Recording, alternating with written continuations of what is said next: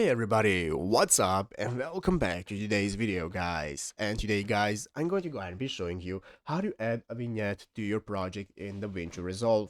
This is a very simple thing to do guys, so make sure to watch this quick and easy video till the very end and follow my steps correctly so you can make sure that this works the same for you and that you can do this yourself.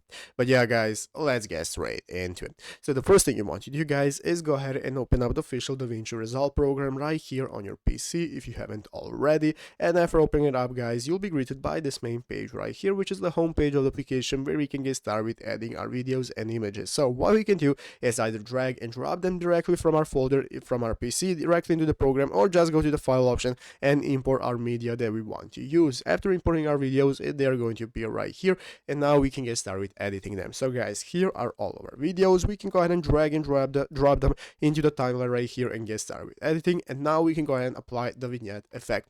So what we want to do guys to be able to apply the effect is go ahead and select the video that we want to apply for. I'm going to select this video right here, and after that we are going to go into the color scheme right here. So go click on colors at the bottom of the screen, and guys, this is now where all of our color options are. So now guys, here we have everything that we need to apply the vignette effect. We have the option to change the RGB, we have the option to go ahead and add motion effects, the RGB mixer, the HDR gray, and so on. You can go ahead and get started with messing out with the color options and see how they will work so that you can go ahead and get your desired vignette effect, see how they apply one with another, test it out, and find what works best for you until you get your desired effect.